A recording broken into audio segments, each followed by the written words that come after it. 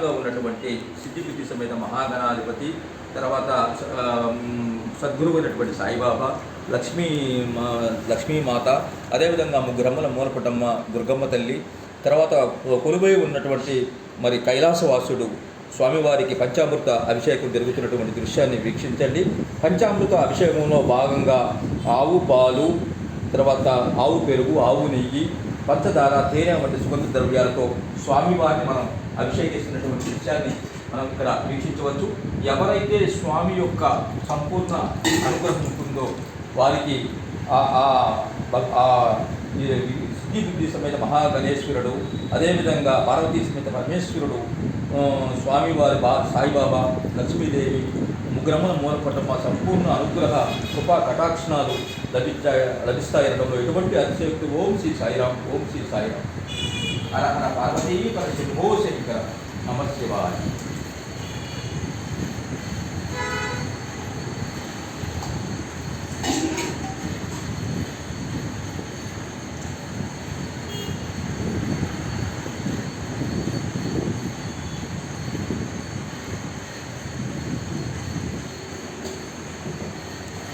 వీళ్ళందరికంటే కూడా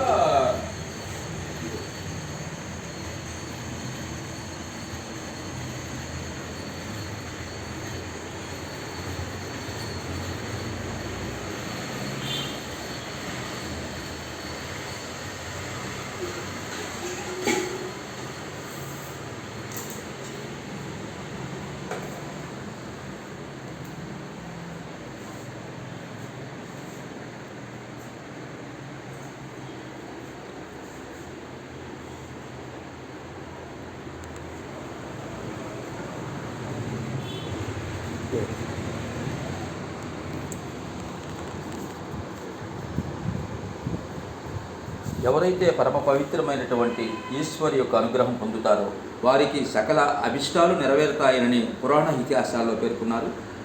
స్వామివారి యొక్క వీక్షణాన్ని మనం తిలకించిన పంచామృత అభిషేకం యొక్క లింగేశ్వరుడు యొక్క అభిషేకాన్ని వీక్షిస్తున్న వారికి సంపూర్ణ ఆయురారోగ్యాలు, కృపా కటాక్షణాలు లభిస్తాయనడంలో ఎటువంటి సందేహం లేదు.